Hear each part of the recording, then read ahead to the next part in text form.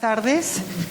Antes que nada quiero agradecer al comité organizador por la invitación a participar como coordinadora en esta mesa. Y vamos a tener el bloque de museos y terminología. Nos acompaña la arqueóloga Wanda Hernández de Lina, Eric Franco, Colegio de México, y el doctor Claudio Molina del Instituto de Investigaciones Estéticas. Tenemos un tema apasionante y fundamental para la documentación y sistematización de información en todo recinto que tenga el propósito de conservar y registrar objetos culturales. Se trata del control de vocabularios. Ya sabemos que el control de vocabularios, los lingüistas lo han desarrollado y lo han trabajado de forma específica desde la década de los años 30 del siglo XX y más tarde, por ahí mediados del siglo pasado, la bibliotecología lo adopta como los encabezamientos de materia que todo el mundo conoce en sus catálogos. Ahora tenemos una mesa donde los lingüistas atacan nuevamente. Acá tenemos a dos, pero tenemos un estudio de caso muy particular.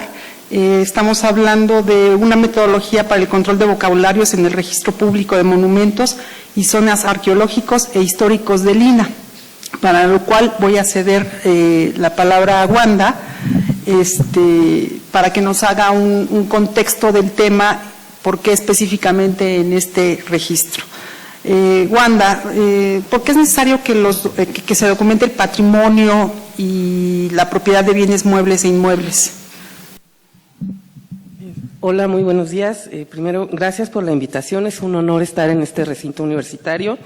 Y bueno, respecto a la pregunta, pues bueno, pensemos en la vastedad de patrimonio y en la heterogeneidad que tenemos a nivel de nación, es realmente exorbitante, inconmensurable. Y bueno, todo este patrimonio, estamos hablando del tangible, que es en este caso el que el registro de Lina aborda como una documentación básica. Ya no hablemos de lo intangible, que es otro tema que, bueno, hace falta mucho que remontar, empezando por el aspecto de la legislación. Pero si consideramos, ya lo vimos en la ponencia hace un momento, la relevancia del patrimonio y no solo la heterogeneidad y la vastedad, sino la responsabilidad que tenemos las instituciones, las comunidades, los ciudadanos, es decir, como sociedad tenemos una responsabilidad. ¿Y cómo nos acercamos a este patrimonio? Pues bueno, la documentación es un tema sustantivo porque es la manera en cómo lo hacemos asequible y cómo lo representamos, cómo lo distinguimos, cómo lo cuantificamos, cómo lo administramos si no lo conocemos. Y ese conocimiento, pues bueno, viene a través de una representación, de una conceptualización del uso de tecnologías, que es algo muy en boga, y de esa manera, a través de la documentación y de procurar su preservación, vamos asignando valores a ese patrimonio, y es a partir de esos valores los actos que vamos a hacer con él, ¿no? Entonces, pues la documentación es sustantiva, es en términos de cualquier aspecto en el que nos refiramos a patrimonio, la documentación va a ser nuestra base para conocerlo.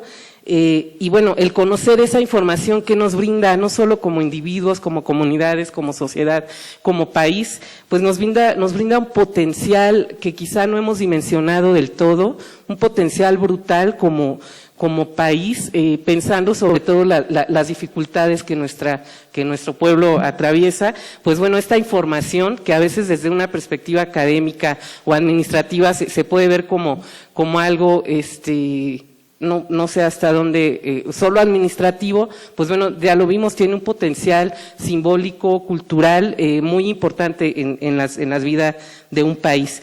Y bueno, las competencias del Instituto Nacional de Antropología son la protección, la preservación, la investigación y la difusión.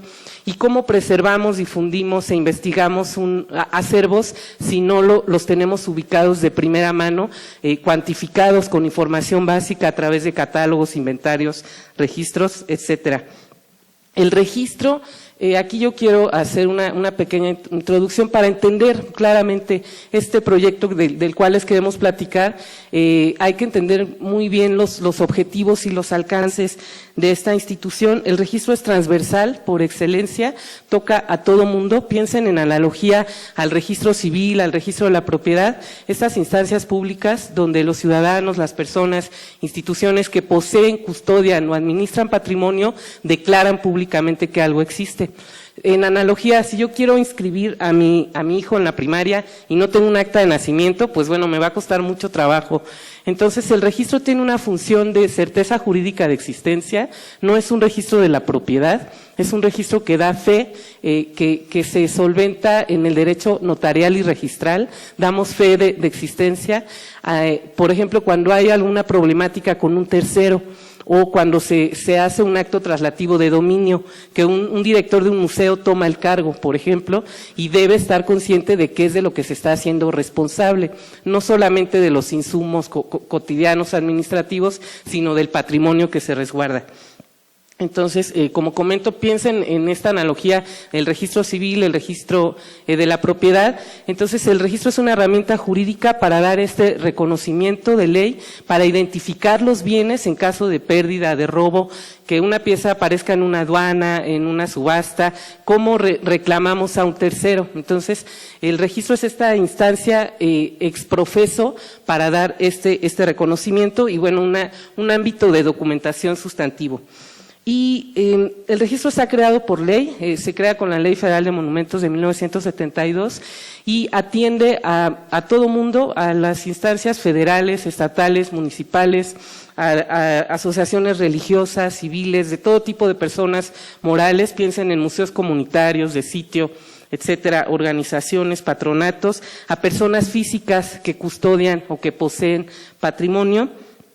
Entonces, bueno, tenemos un alcance muy amplio respecto a todos estos actores sociales y, pues bueno, nuestra perspectiva, como comento, es jurídico-administrativa, emana de lo académico, pero es jurídico-administrativa.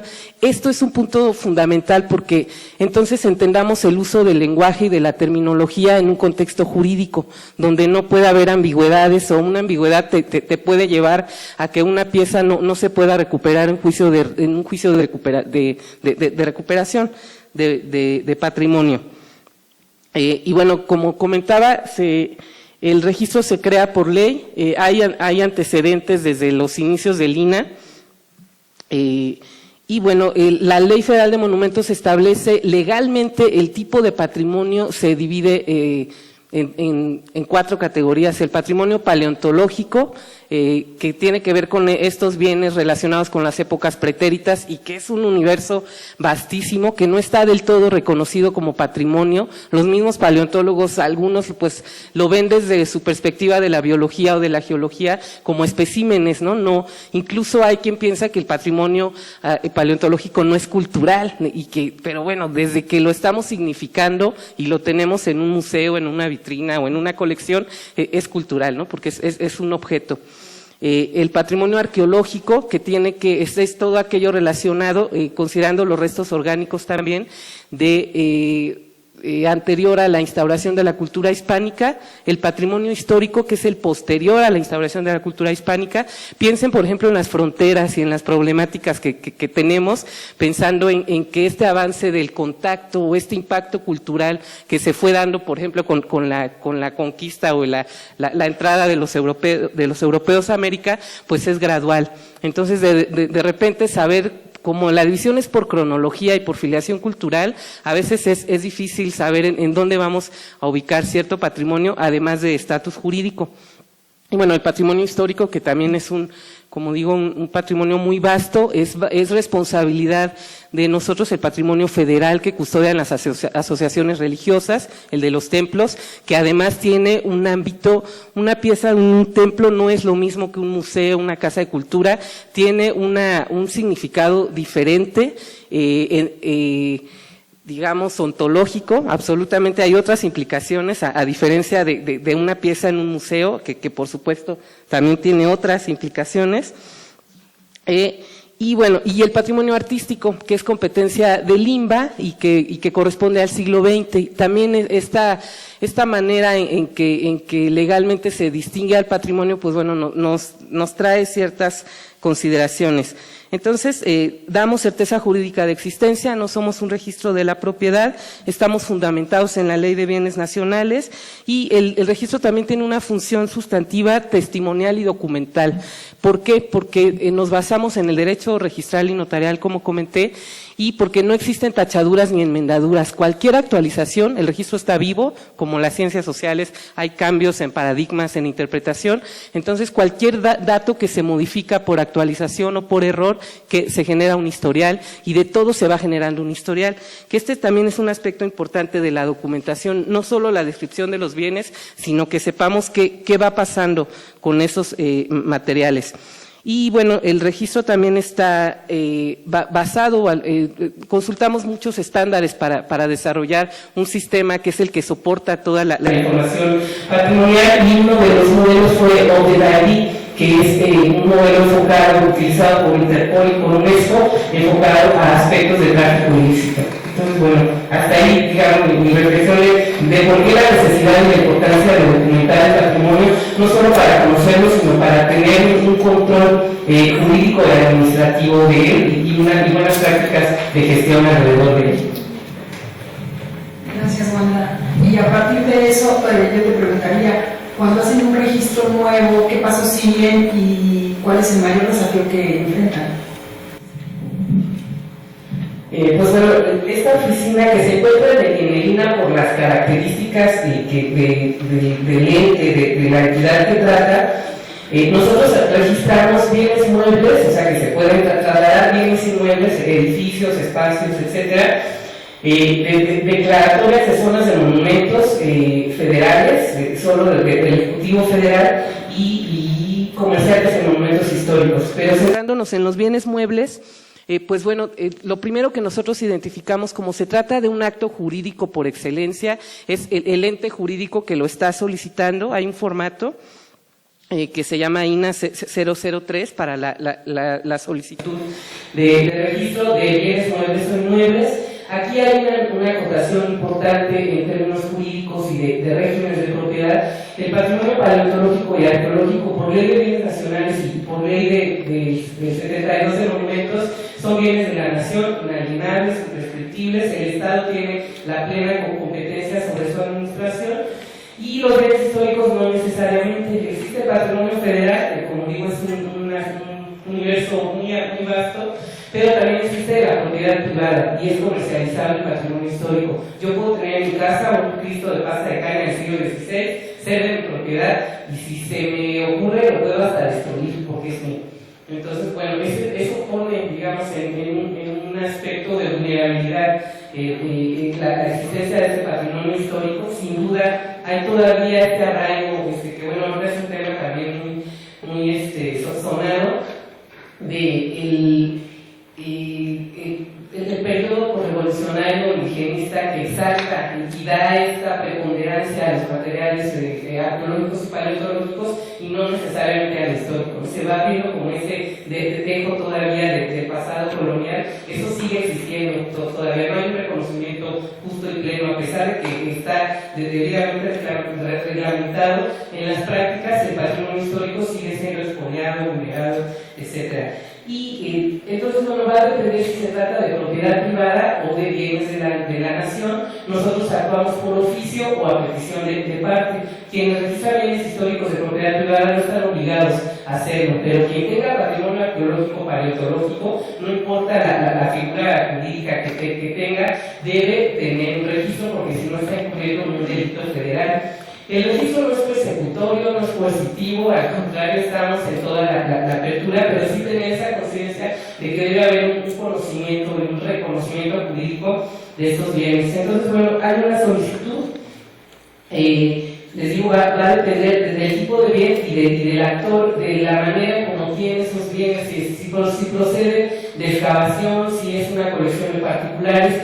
Esto también es un ámbito, un tema muy importante a considerar en el registro. Nosotros no solamente atendemos objetos que provienen de excavación o de texto reconocido que les da un valor. Atendemos también las solicitudes de personas que coleccionan piezas arqueológicas históricas, y ahí encontramos, sobre todo con los materiales prehispánicos, pues bueno, las piezas descontextualizadas, además de que hay una cantidad de reproducciones impresionantes y que enfrentarse y definir eso, el registro no es un dictamen, de hecho no implica autenticidad, solo registramos evidencia de existencia física, característica, responsable y ubicación, pero no es un dictamen, no autentificamos. Y bueno, lo que nosotros hacemos a partir de estas solicitudes, les digo, es ubicar el estatus jurídico bajo el cual se va a inscribir el bien. Entonces se hace una inspección, en algunos casos se hace un diagnóstico del acervo, se ve con qué metodología o logística se va a abordar, se hace un levantamiento de datos muy básicos. Aquí también hay un principio que es una realidad aplastante. La ley federal dice que el registro se debe parar en un catálogo. Entonces el catálogo es esta documentación vasta que tiene que ver con las perspectivas de investigación, y el registro es una síntesis de los datos empíricos asequibles para identificar el objeto para fines jurídico-administrativos. Y la problemática que enfrentamos es que no hay catálogos, o estos no están actualizados, o tienen errores, etc. Entonces se ha subestimado esta práctica. Entonces, bueno, nosotros hacemos normalmente los levantamientos, en el caso particulares, o asimilamos información de otras entidades, se levantan los datos, se marcan las piezas, se toman fotografías, se captura la información en un sistema, se revisa y valida la información, y se asigna un folio real y se procede a la publicación de la inscripción. El registro es público, la información es abierta con ciertas reservas de seguridad, y por último se cierra el ciclo del trámite entregando una concesión de uso. En el caso de arqueológico paleontológico, el Estado concesiona el uso y establece derechos y obligaciones para los actores que tengan ese patrimonio, o en el caso de bienes históricos se entrega un oficio donde se da constancia de que están inscritos en el registro los bienes propiedad privada de tal persona o del Museo Casmaña, etc. Bueno, en algunos casos se entregan las cédulas impresas también, el trámite es gratuito, y además de esto se le da un seguimiento a la gestión. Y bueno, ¿cuáles son las problemáticas que enfrentamos? Que aquí ya vamos a entrar en el tema de lleno. Pues bueno, sin duda sancionar información de calidad en el registro mediante el control de terminología. Otra problemática es en muchos casos la falta de profesionalización en las descripciones. Ese es otro elemento. Se requiere empujar mucho esos conocimientos, porque sí es toda una especialidad el uso del lenguaje. Si algo distingue a los especialistas es el uso del lenguaje. Bueno, ¿cómo lo podemos modular? Otra problemática son las descripciones formales que tienen que ver con lo anterior, es decir, pensemos que esta es una ficha que puede leer un juez, un abogado, un policía. Entonces no es una ficha académica, sino que el uso del lenguaje tampoco puede ser tan técnico, o tenemos que poner a veces entre paréntesis a lo que nos referimos. Y bueno, la importancia de poder normalizar la información que nosotros vertimos en las capturas. Esto nos va a ayudar a generar estadísticas, búsquedas, y a poderlo localizar y recuperar los datos más rápidamente. Y por último, el error, pues sin duda también más trascendente y difícil de paliar, es el error humano y la ambigüedad, porque a eso estamos expuestos todo el tiempo. Gracias, Wanda. Vamos al tema de esta mesa, que es los vocabularios controlados. Claudia, ¿nos podrías explicar, por favor, qué son los vocabularios controlados y por qué es necesario controlar vocabularios, valga la redundancia, en los sistemas de registro de patrimonio? No, poniéndolo de una forma muy accesible, que me imagino que tú lo sabrás hasta sobradamente, un vocabulario controlado, digamos que es un tipo de obra de consulta que serviría como para dar fe del uso de ciertas unidades léxicas dentro de algunas comunidades de práctica, entendiendo como comunidad de práctica un grupo, por ejemplo, de especialistas sobre un tema en particular. ¿Por qué nos interesa en los dominios de las ciencias y las técnicas controlar los vocabularios? Bueno, primero para mitigar las ambigüedades, cosa que ya mencionaba Wanda. Esto, al mitigar las ambigüedades, se favorece la comunicación entre especialistas, sea por medios orales o incluso por medios escritos, a través de documentación habitada, publicaciones, etc.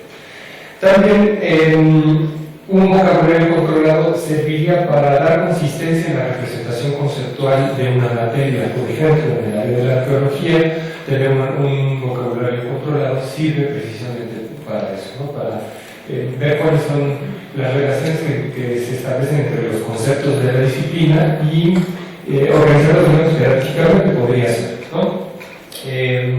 Y por último, creo que una de las ventajas de tener un vocabulario controlado es favorecer la búsqueda desde el punto de vista de las tecnologías de la información, favorecer la búsqueda de la información. Ahora, esto, digamos que es prácticamente es una práctica artificial, puesto que la lengua no es así. O sea, no podemos controlar la lengua, pero podemos mitigar, pues, a través de vocabularios controlados, la ambigüedad, ¿no? Gracias. Eric, en ese sentido, ¿existe alguna tipología para los diccionarios? Bueno, existen muchas tipologías para este tipo de obras de consultas, dependiendo de qué aspecto enfoquemos de los mismos. Por ejemplo, podemos enfocar el tipo de vocabulario que contienen estas obras de consulta, y ahí podemos tener, por un lado, en el caso de diccionarios de lengua general, lo que serían diccionarios generales o diccionarios regionales, diccionarios de regionalismos, mejor dicho. También en ocasiones podemos pensar en clasificar estas obras de consulta a partir de a quién van dirigidos. Es decir, podemos pensar que un diccionario puede ser de consulta para el público general, o puede ser un diccionario de consulta para un público especializado, o diccionarios incluso para niños, pueden ser, o diccionarios escolares, etc. Y esto me lleva un poco también a... hay una clasificación que me parece más importante en términos teóricos, y que nos hace pensar un poco en cómo funcionan las lenguas. Por lo general se suele hacer una distinción de que existen dos grandes dimensiones de cualquier sistema lingüístico, que serían la gramática y el léxico o el vocabulario. Precisamente este vocabulario se puede entender como un conjunto de unidades léxicas que forman parte de una lengua y que establecen relaciones entre sí. Pero, como sabrán ustedes, no todos conocemos todo el vocabulario de una lengua. Por lo mismo, a la medida que va creciendo una sociedad y su organización se va volviendo más y más compleja, y se va fragmentando nuestro conocimiento en torno a la realidad y demás, se vuelve necesario tener obras de consulta y diccionarios, precisamente, para poder tener acceso a esta gran diversidad de información que de otro modo se perdería o no tendríamos conocimiento de muchas cosas, ¿no? Precisamente porque nuestra memoria es limitada como hablantes. Entonces, hay quien plantea que las unidades léxicas, como signos lingüísticos, nos permiten, o se pueden emplear al menos de dos grandes maneras. Una es para designar, esto que implica hacer referencia con una palabra a un objeto en la realidad. Y la otra sería significar, que sería usar las palabras de la experiencia histórica de un grupo particular, ¿no? Porque, bueno, como sabrán, cada lengua organiza el mundo de manera particular, ¿no? Lo que solemos sostener los lingüistas a partir del estudio de las lenguas. Y pensando en estos aspectos, lo que es la designación, es decir, utilizar la lengua para hablar de cosas, y lo que es la significación, se suele hacer una distinción teórica de que existen diccionarios de lengua y enciclopedias, finalmente, ¿no? Y esta distinción nos diría que finalmente las enciclopedias lo que describen son cosas que vemos o conceptos que se han creado dentro de una sociedad, mientras que los diccionarios de lengua describen significados. Y ahí estaría una primera gran diferencia, ¿no? Obviamente estos significados se crean a partir de las prácticas discursivas de los grupos, y si se fijan, obviamente un diccionario de lengua por lo general tiene mucha información lingüística, es decir, viene la categoría gramatical de las palabras, si es un sustantivo, si es un verbo, si es un adjetivo, si es un adverbio, incluye palabras gramaticales como los artículos, las preposiciones, las conjunciones, etc. Mientras que las enciclopedias vistas desde este punto de vista no suelen tener marcas gramaticales, pero vistas desde este punto de vista casi siempre lo que se definen son sustantivos, es decir, o nombres propios de conceptos, nombres propios de lugares o de personas también, ¿no? Es lo que encontramos en las enciclopedias. También, dado que los diccionarios de lengua definen signos lingüísticos, encontramos ejemplos de cómo se usa una palabra, a veces también su origen etimológico, su uso sintáctico y algunas marcas también que tienen que ver con el uso sociolingüístico de estas unidades. Mientras que las enciclopedias, digamos, incorporan imágenes, mapas, diagramas, etc., ¿no? También hay que mencionar que hay diccionarios que son diccionarios enciclopédicos, digamos que podemos pensar que hay un continuo entre el diccionario de lengua, el diccionario enciclopédico y las enciclopedias, ¿no? Obviamente los diccionarios enciclopédicos juntan un poco ambas información tanto lingüística como de los objetos o de los conceptos. Otra manera de clasificar los diccionarios también tiene que ver si son normativos o descriptivos. En el caso de los diccionarios normativos, parten de una especie de ideal de la lengua, por lo que buscan señalar el uso correcto de las palabras o de los términos en algunos casos, y los diccionarios descriptivos simplemente describen cómo es que la gente usa realmente un vocabulario, ¿no? Independientemente de si cierto sector considera que está bien o mal dicho, ¿no? En este caso, se podría hacer, les mencionaba la distinción también entre los diccionarios de lengua general y diccionarios especializados o terminológicos, y bueno, esto es bastante claro, supongo que todos lo tendrán, o lo pueden intuir, al menos si nunca se han metido a reflexionar en torno al tipo de horas de consulta que puede haber. Los diccionarios de lengua general recogen palabras de uso general y los diccionarios terminológicos recogen términos. Y bueno, ya más adelante creo que Claudio nos hablará un poco sobre cuáles son las principales características de los términos, ¿no? Entonces, es por esto, en esta edición que nos acabas de decir, es por esto que un diccionario como el de la Academia o el mismo del Colegio de México no serviría para esta situación de registro. Bueno, claro, en algunos aspectos pudiera servir, yo no sé, aquí igual tendría que decir si ella utiliza de pronto el diccionario de la Academia para buscar ciertos significados de palabras que se comparten, que forman parte del léxico general, pero que se han especializado o que dentro del área donde trabaja Wanda tienen un rasgo semántico especializado, ¿no? Sí puede servir, pero obviamente no va a venir todo lo que ella busca, porque precisamente es un vocabulario que se deberían generar obras de consulta especializadas en ese ámbito de especialidad, precisamente. Ahí me surge una pregunta que escribimos en varios seminarios y encuentros que tuvimos. ¿Por qué tenemos tantas formas de llamar a un mismo objeto? Claro. O sea, la botella, el botellón, el recipiente, etcétera. No sé quién me acuerda. Pues creo que eso es algo, finalmente, esta posibilidad que nos da la lengua para denominar un mismo objeto de diferentes maneras es algo que pasa todo el tiempo y pasa, yo creo que en todas las lenguas. Y lo que sucede es que muchas veces depende de cómo conceptualizamos algo en una situación comunicativa puntual en ocasiones. Entonces,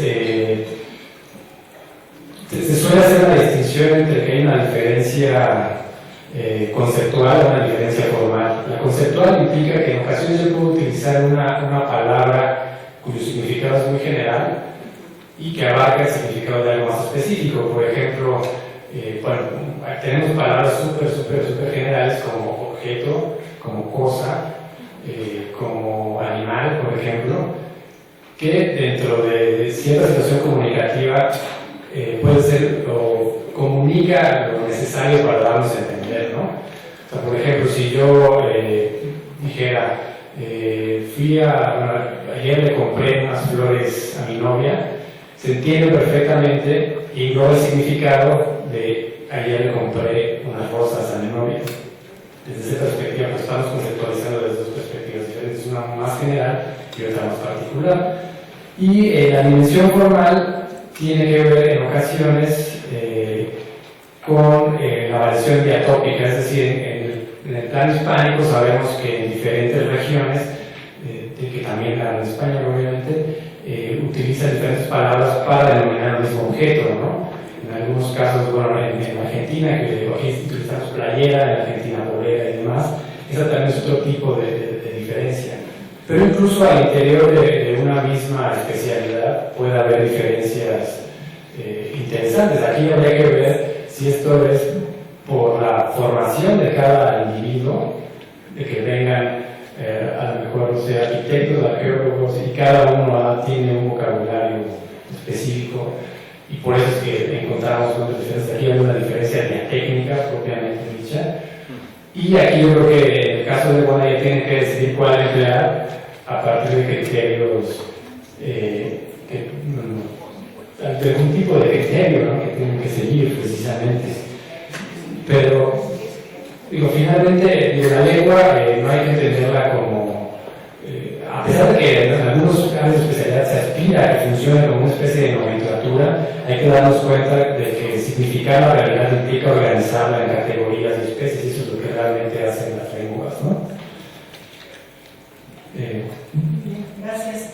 Claudio, entonces, ¿por qué es necesario un diseñador especializado para vamos a entrar en materia? Ajá.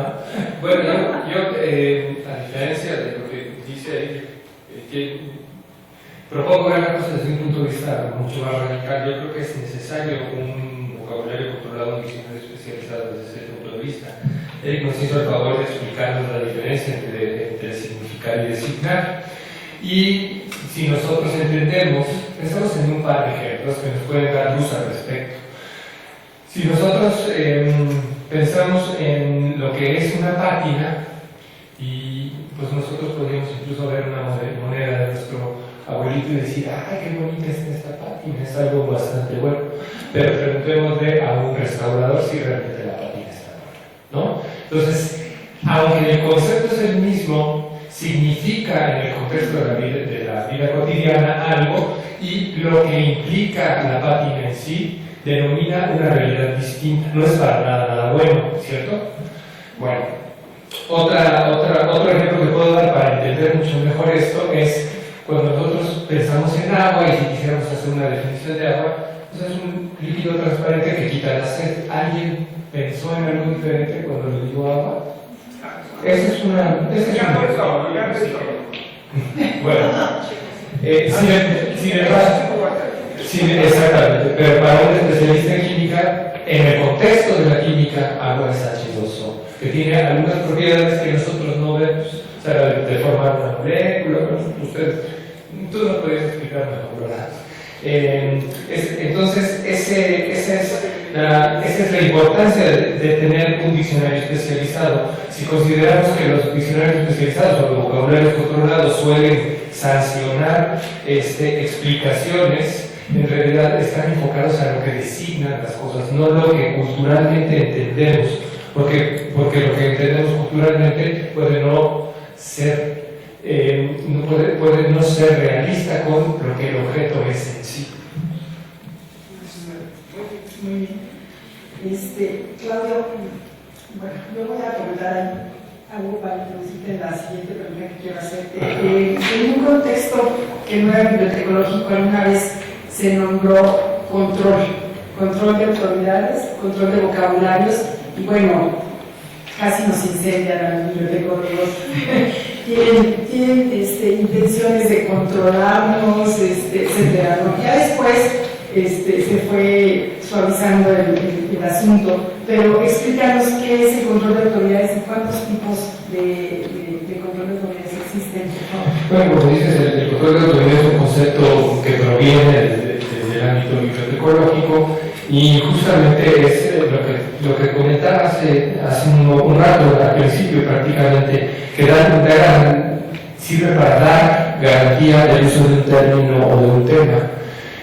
Si se dan cuenta, los diccionarios de la lengua general no tienen referencias bibliográficas ni aparato crítico. Todos asumimos que lo que diga el diccionario de español mexicano está bien.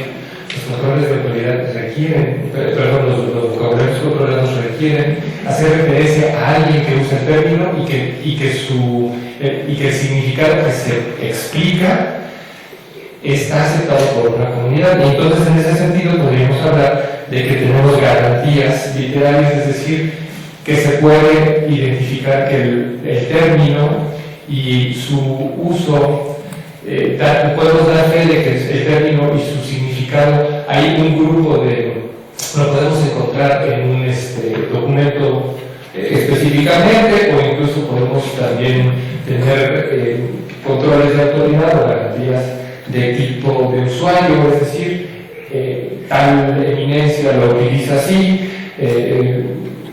garantías culturales, es decir, un grupo humano específico utiliza este término de esta forma, o incluso organizaciones, es decir, podemos decir, aunque mucha gente utilice este otro término, en ICOM así lo utiliza, es una organización que da fe de ese término y ese significado. Y para nada, bueno, sí, por supuesto, contraviendo el principio de las lenguas son dinámicas, cambian, se transforman a lo largo del tiempo, nadie las puede sujetar. Y bueno, a lo mejor en ese sentido, ver la palabra control como que está mal, pero en realidad la intención es garantizar la supervivencia del conocimiento. Entonces, ¿qué es un sistema de conceptos? ¿Cuántas formas? Entonces, ¿qué es un sistema de conceptos y cuántas formas de ordenamiento hay? Bueno, todos estos, los vocabularios controlados recurren a la organización de estos conceptos dentro de un sistema.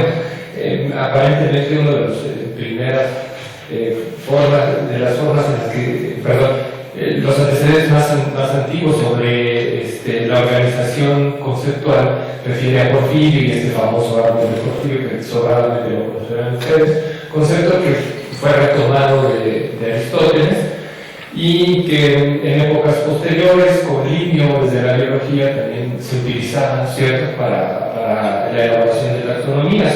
Eso prácticamente un árbol, un sistema de conceptos organiza jerárquicamente una serie de conceptos o de ideas o de cierto dominio. Y ahí existen muchísimas formas de organizarse. Ahí podríamos poner como dos clasificaciones generales: una organización lógica que podría ser cronológica, jerárquica de lo general a lo particular y muchas otras más, y desde una perspectiva ontológica, es decir, tomando en consideración el origen de los conceptos y a partir de eso se organizan. Podría decir incluso que estos conceptos que hemos revisado, el control de autoridad, el sistema conceptual, todos convergen en este concepto, en esta idea de control terminológico. Entonces, ¿cuáles serían los requerimientos mínimos para llevar a cabo un control terminológico? Bueno, no se podría hacer un control terminológico sin tener claro un sistema de conceptos. Eso sería lo primero que habría que decir. Y después, la norma ISO, que esta norma tiene como implicaciones jurídicas, 25.964, establece que los desarrollos hoy en día, los controles terminológicos deberían de tener un identificador, o sea, un número, un ID único, deberían de tener naturalmente el término, por supuesto una nota de aplicación o su explicación, y por supuesto quien lo usa el control de autoridad. Ahí es donde parece que estos distintos conceptos convergen. Y también, bueno, establecer ciertas relaciones de cuál es el término preferido, cuál es uno alternativo, si tenemos términos más generales que agrupan a otros, si hay algunos que sean particulares, algunos que estén relacionados conceptualmente pero que no son lo mismo. Ejemplos de uso, bueno, la norma es muy amplia. Y hay una versión atenuada de la norma que funciona más como un estándar, que es decir, que no tiene una implicación legal, es decir, si lo quieres utilizar, jurídicamente no hay obligación de hacerlo, y es el Simple Knowledge Organization System, una iniciativa del W3C, que prácticamente ordena todos estos desde el punto de vista informático. Aclarar, por último, decir esto que aunque alguien diga yo no me quiero ajustar a la norma ISO, yo no quiero ajustarme a un modelo de organización de conocimiento como SCOS, pero sí voy a hacer un control de autoridad, de todos modos tendrían que seguir los pasos, o sea, están implicados el método y estos dos estados, norma y estado. Bueno, ya teniendo como un poco más claros los conceptos de terminología y vocabulario controlado, Wanda, cuando haces cuando haces un registro en tu sistema, ¿qué pasos sigues para controlar tu terminología? ¿Tienes alguna excepción para este procedimiento? Bueno, pues es toda una aventura lexicológica, elegir un término y sobre todo ir teniendo congruencia respecto al método que se ha aplicado, a veces empíricamente, a veces sin esa conciencia de que estás ya realizando una metodología. Sobre la marcha, las mismas circunstancias te van dando los elementos y las salvedades y las excepciones. Y bueno, lo que nosotros hacemos es primero identificar al usuario. Debo aclarar que en el sistema de registro muchos de los campos son menús desplegables de selección, están precargados los catálogos, nosotros los administramos de manera que el usuario no tiene forma de escribir libremente, y es la manera en que estamos buscando la estandarización de la terminología. Entonces, lo primero que hacemos es identificar al usuario, es decir, si este es un investigador y tiene bibliografía que lo sustente cuando solicita un término, no es lo mismo a lo mejor a una persona que no es un especialista y que por X razón no sabe que ya existe un sinónimo del objeto o de la categoría que le está buscando. Se corrobora además que no exista un sinónimo o una variable ya dada de alta, y si es así, lo que hace es que se agrega en un glosario esa variable, voz local, regionalismo, y se dice el término de entrada para fines cuantitativos estadísticos es el que tiene las implicaciones jurídicas, y los sinónimos y variantes, bueno, están alrededor de este cuerpo de significados. Otro paso es que se atienden aspectos morfológicos y funcionales para poder determinar que nosotros manejamos vocabulario no solamente de tipos de objeto para bienes arqueológicos e históricos, sino también de materiales, de técnicas de manufactura y de acabado, de subregiones culturales, de cronologías y de estilos. Básicamente, hay muchos otros catálogos de vocabularios. Y por ejemplo, para el tipo de objeto, pensando en la heterogeneidad, nosotros registramos piezas arqueológicas, restos arqueobotánicos, arqueológicos, restos humanos, patrimonio cultural subacuático, colecciones científicas, fotografías, documentos, equipo de transporte, fósiles, inmuebles, etc. Y la idea es que nuestro sistema también tenga una congruencia, ¿no?, respecto a las distintas categorías que maneja.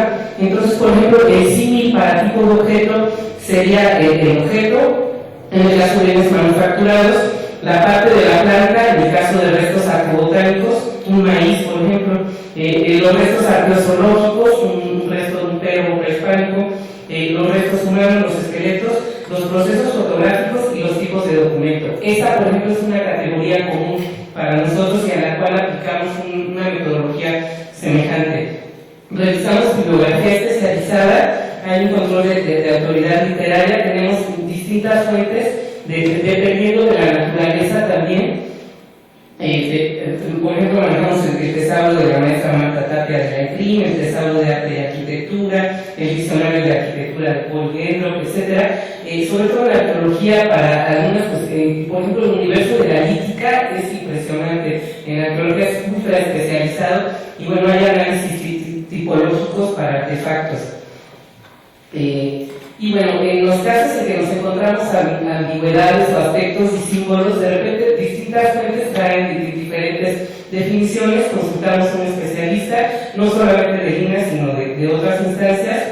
Y en el último de los casos, cuando no logramos un consenso, se utiliza la voz coloquial. De hecho, la letra de monumentos dice: inscríbase el objeto con el nombre con el que se le conoce. O sea, así de amplio es, pero va a depender, lo decíamos hace un rato, lo comentaba el doctor Claudio, el tema de las disciplinas y de las tradiciones disciplinares es sustantivo en la terminología, porque dependiendo si soy restaurador, historiador del arte, arqueólogo o arquitecto, le voy a llamar a las cosas de manera distinta.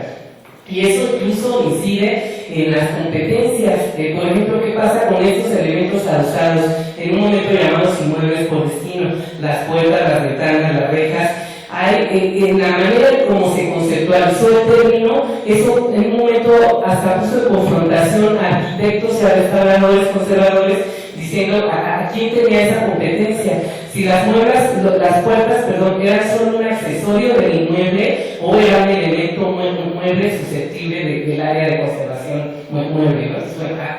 Esto entonces es importante cómo concebimos los significados en una cuestión normalizada, porque de eso va a depender los alcances y la manera en que cómo cada disciplina se va a acercar a ellos.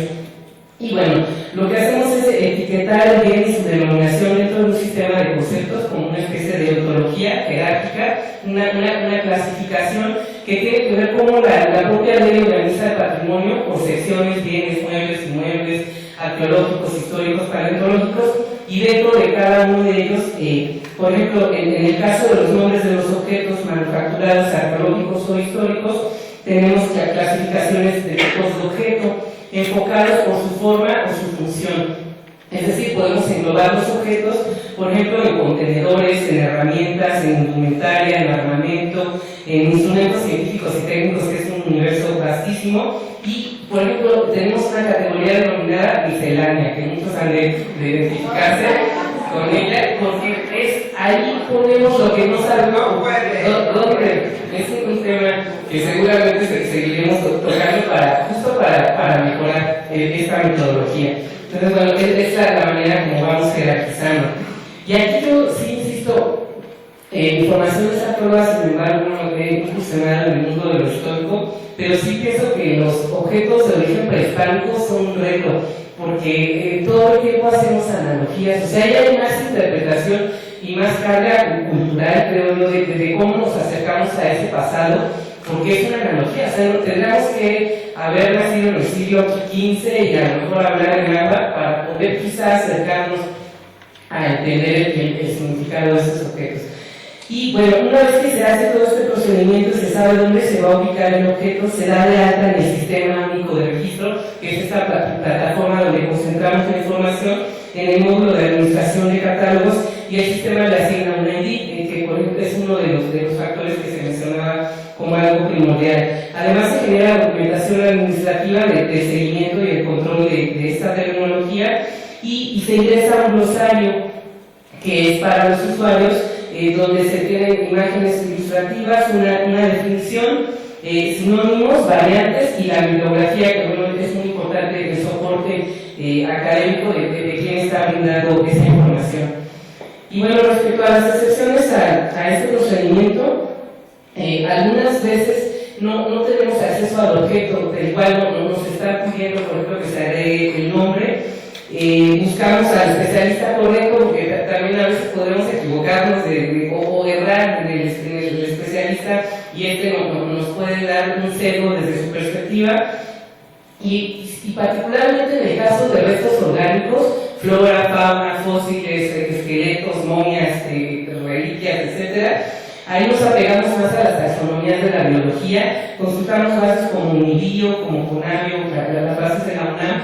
Entonces ahí no hay a veces mucho que hacer, simplemente el nombre ya está dado por la taxonomía y lo tomamos de ahí. Y aún así, en las ciencias naturales hay a veces discordancia. Por ejemplo, en las edades de las geocronologías, uno pensaría que eso ya está súper establecido, y no, va a depender del autor y de la corriente y de la época, la edad que se va a establecer. En esos casos, nosotros no nos regimos a una, sino que damos opción para todas y referimos al autor. y a veces hacemos las equiparaciones.